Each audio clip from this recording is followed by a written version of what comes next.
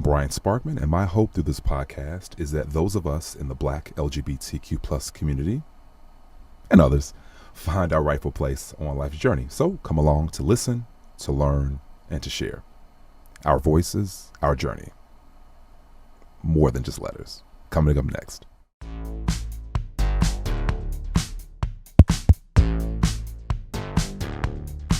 All the love and affirmation and everything was just like came off there like a banquet. Nhojj. It is a genuine honor to have you here, the musician. I have, this has been about almost 3 years in the making. I wanted to launch this podcast and everything, but we'll get into all that later. But thank you for being here. Now, with all the guests, what we like to do is to just kind of just warm up, get into the interview, have a little bit of fun, learn a little bit about you. And we do that through our icebreakers. How does that sound? You ready? Up Sounds great. All right. No fear. I love it. We're going to ask 10 questions that are kind of rooted in the culture, sort of the Black gay, Black LGBTQ plus experience. So let's get ready. Let's do it. All right. Question number 1. White potato salad or yellow potato salad? Oh, wow. Your friends might judge you depending on this answer. You know what? For me, it doesn't matter. I just love potatoes. I'm a Caribbean boy, so but I just love potato salad. As long as it's good, I'm for it. So I don't have a preference. Question number 2. Grits, salt or sugar? Salt. Question number 3. Patti LaBelle or Aretha Franklin? I think I have to say Patti. Question number 4. Being the musician, Michael or Prince? Oh, I was a Michael. Yeah. Michael? That was fast. Question number 5. McDonald's or Burger King? Neither. No Japanese. All right. Question number 6. Harlem Nights or Coming to America? Yeah, I have to say Harlem Nights. Harlem Nights. Question number 7. There is a right and wrong answer for this one. Old Aunt Viv or new Aunt Viv? I have to go with old Aunt Viv. I like old Aunt Viv. So question number 8. On the boy's mind, Brandy or Monica? I think I'm leaning towards Brandy. Question number 9. Rose, Dorothy, Blanche, or Sophia? Blanche, it's Blanche. You can't. Question number 10. RuPaul's Drag Race or RuPaul's Drag Race All-Stars? Oh, Drag Race for me. Now, that wasn't too hard now, Nhojj, was it? No, it wasn't. Well, I mean, it did have some moments there, but no, it was a lot of fun, actually. When was the first time you knew that you were part of the LGBTQ plus community? For me, that came when I was in college. I was, a friend of mine started therapy and she suggested, we were just kind of in a group conversation saying, this was great. And then, in the back of my head is like, oh, maybe I should do that. So when I went back to, that was over the vacation. When I went back when the year started again, I signed up for all the free therapy sessions I could get. Okay. And that really, one of them was a storytelling. It was a group session and it was called storytelling. And with the idea of you tell your story, but tell the parts that you normally leave out. Okay. And that was the first time that I said, this is who I am. I'm a gay man. I'm a queer man. Well, we said gay. Back in the day, it was gay. Back in the day, that is what we said. Wow. Yeah, and that's when, friends prior to that, friends have been telling me, you know what, it's okay, but I was so repressed. I had everything just kind of pushed down, all those feelings. Um, I and get so it. yeah, that was the moment. Wow. I'm sure a lot of people can relate to that. Having those feelings and having to repress them because, whether family or society says, don't go that way. That's the wrong, wrong, So thank you for sharing that. I thought, okay, wow, there are a lot of amazing people in community who are doing a lot of amazing things. I include you in that list. In my 20s, living in the Midwest, I desperately, and I mean this like from the heart, right? This is not planned or, scripted at all, but I desperately wanted to to find love. I'd been in love before, and I was kind of in that space of wanting to experience that relationship again, and all of the nuances in that. But I desperately wanted to see a representation of love that for me felt natural. It felt second nature. It didn't feel wrong. And I also really craved that representation outside of a nightclub, outside of other spaces. And I thought, in the light of day, where it doesn't feel seedy and it doesn't feel salacious necessarily, and again, salacious has its place, but I desperately wanted that. Seeing your video, Love, was that for me. What inspired you to write Love? What was the inspiration behind that? Wow. Well, first off, thank you for sharing that. Because that's why I do this, right? Because it touches people. Music and images. They're important. Visibility is important. Our stories are. Absolutely. So, Very and I much need so. to be reminded of that too. So, thanks so much for sharing that. Thank you for sharing the artistry. Thank you for sharing the artistry. And so what was the inspiration behind it? Like, what was it? Was it a relationship? Was it just you wanting to see more of that love in the world? What was the? It was a combination of. So it was a relationship. I was in love. I had two relationships around that time, and and I found this track, that love track, and it just gave me that feeling of, capturing the moments that I had experienced and that I had really cherished and valued, and kind of putting them into sound, articulating it. So that was the inspiration for the music.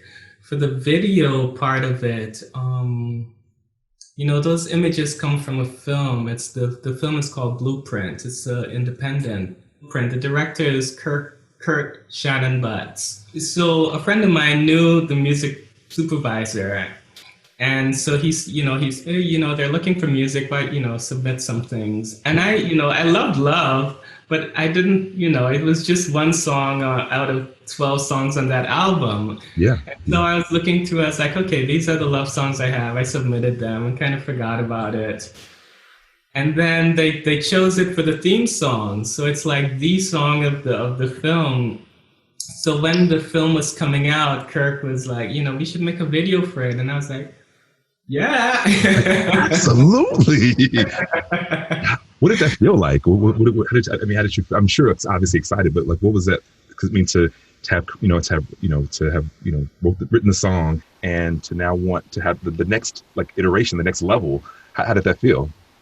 That was so over. It was like so like it's words can't, because I grew up on MTV and BT and looking at videos, and that was the dream, to have music videos, and to have this one kind of just land in my lap so like miraculous. Effortlessly. Yeah, yeah. It was like, wow, I was, yeah, floating on cloud nine. Absolutely. That's an amazing story. That's beautiful. I mean, it like, again, it sort of, you put, artistry into the world, for some level of reaction, some level of change, and the universe heard your call, and It happened. That's a beautiful story. I love that. I'm like, oh, this is so cool. I forget sometimes I'm on like, oh, we're just talking. So thank you for sharing that. The other song I thought was just really astounding. It's really beautiful. The song is beautiful, and it's like this kind of love letter to the best friend, and the person kind of our ride or die, our ace. And I think that's the one constant that we maybe at times kind of forget about, on this journey. So what was the inspiration, or who was the inspiration or inspirations, behind my brother? And I just want to read a few of the lyrics that I wrote down, because I'm like, oh, it's really good. So, and I'm really an animated person, so just bear with me. So, you showed me what friendship means. This life is rough, but knowing you has made it better. You share your strength, and I want you to know that you help me grow wherever you go. What was the inspiration? Who was the inspiration behind it? Because that's the best friend I want. So I gotta add him to the roster. So who was the inspiration behind that? And you said that perfectly, because right, relationships come and go, but your friendships, they last. So for me, it was, all those guys in the music video, they all, Sean 360X, he's kind of the tall guy with the afro. Yep. And he was the first one to tell me, you can do this. You have a voice, you have a gift, you can do this. And many people had said that before. I've been singing ever since I was a child. And so I'd heard this from many people, but something about the way he said it and my trust in him and our friendship, and it really like set me on this path of creativity. And also my brother, he's also my biological brother. Growing up, we would fight. We couldn't we just. That's brothers. That's what family does. It's a thing. But then when we after that therapy session, after I said that the first time, just this weight just came off, and he was one of the first. I think he was the first person I called, and I came out to him, and he was like, oh, really? And he came out to me. And after that, we've just been like, shut up. Yeah. That is, that's unbelievable. Like, I'm like, what? Okay, they have to bring you back for like another show. Like, we have to talk about that story in and of itself.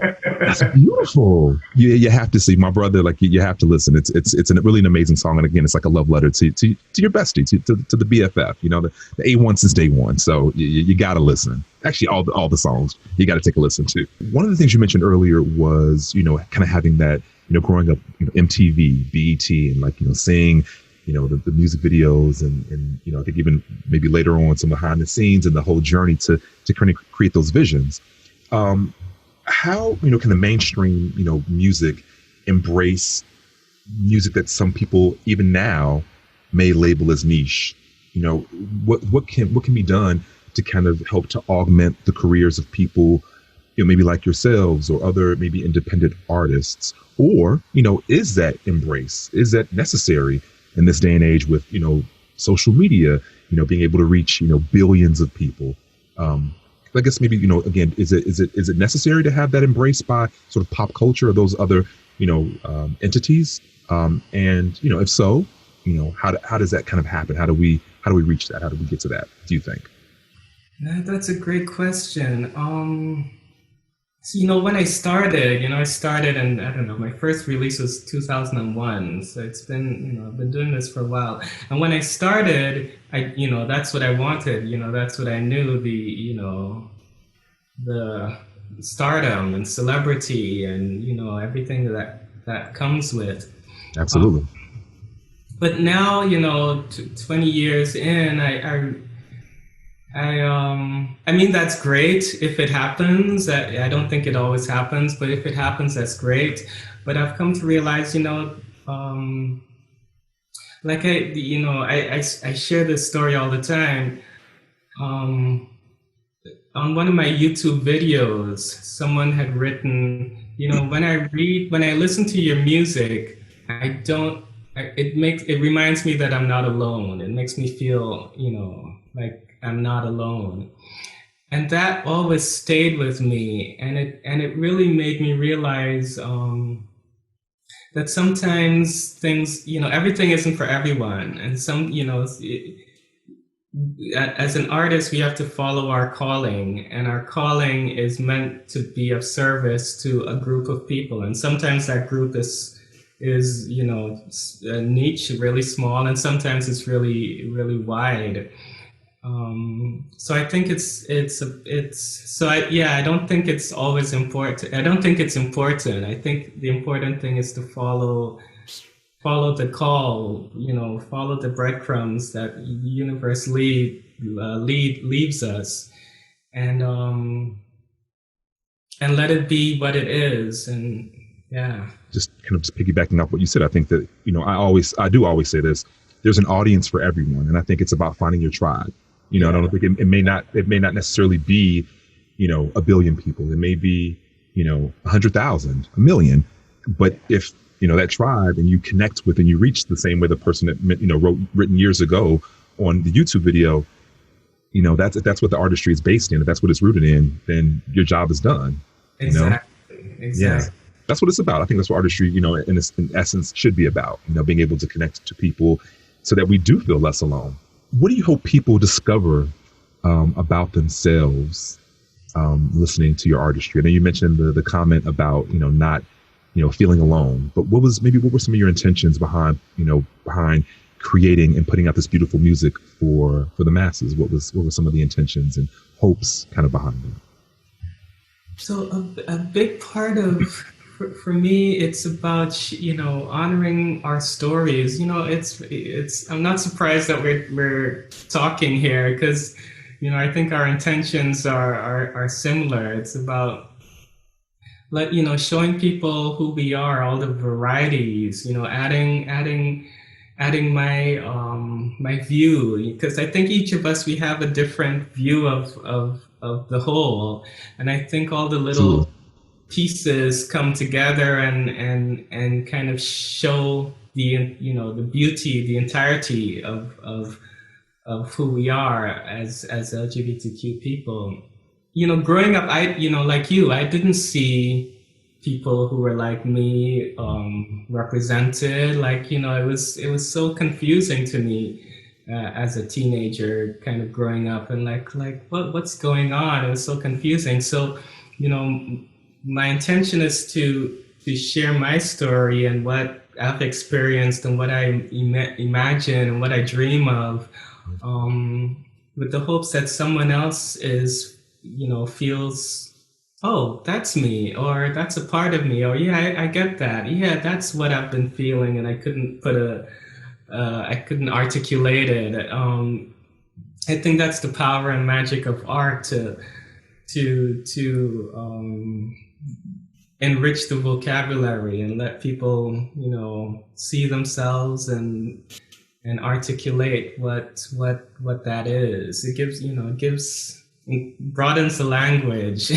Absolutely. I guess kind of the last question. One of the things that one of the other songs that I loved was Male Body, and I thought, ooh, I don't know who this is, but there's definitely an appreciation for this male body.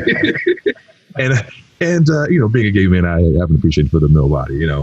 But one of the things I thought about, the lyrics were beautiful. I wonder if this could also kind of serve as us, as Black men, having an appreciation for even ourselves, our features, the curl of our hair, the width of our nose, the darkness and richness of our skin. And I wonder, in terms of this song, showing appreciation for, I believe, maybe a potential person, was a song maybe solely for that, or could it also maybe be a celebration or love letter to ourselves as Black men listening to the beautiful music, the song Male Body?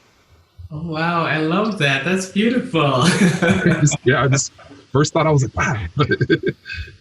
That's interesting. So, wow, that's it gives me goosebumps. I'm a part of a group called Adodi, Okay.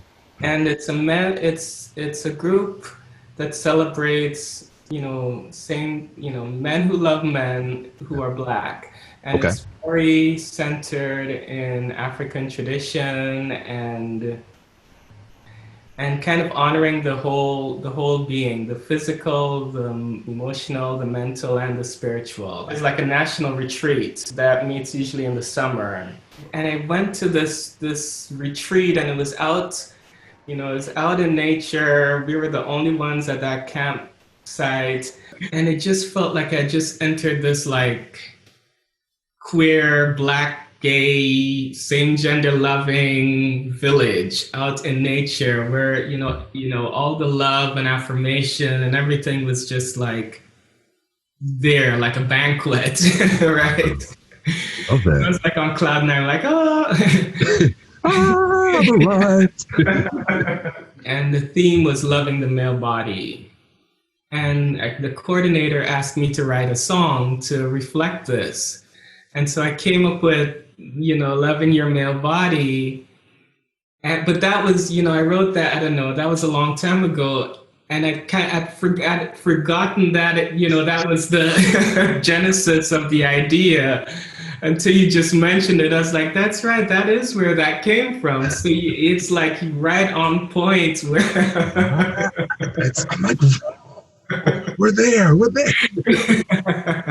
Is there anything that you're working on that we should be on the lookout for? Because I want to say I would love to have you come back, because I also found a book, Cherish Yourself, Nhojj, on Amazon. Great book. And is there anything that you're working on that we, should be, that, viewers, listeners should be on the lookout for, in addition to the music and the book? Is there anything that you're working on right now that we should be on the lookout for? I got a camera and kind of learned how to do it, and so I've been making music videos for. Wow. Figured I'd start, go back to all the songs that never got the attention that they maybe deserved. Absolutely. And so every 2 weeks I release a video. So if you check out my YouTube channel. And what is your YouTube channel for those listening and watching? We'll make sure to put a link, and we'll make sure to put links there for everyone. But you can maybe just mention, what's that YouTube channel, Nhojj? So I'm on YouTube, Twitter, Facebook, and Instagram, and they're all /Nhojj, NHOJJ. Okay, yeah. /NHOJJ. Nhojj, it has been a genuine pleasure. So thank you for your time today. Thank you for your artistry and for reaching us through that artistry.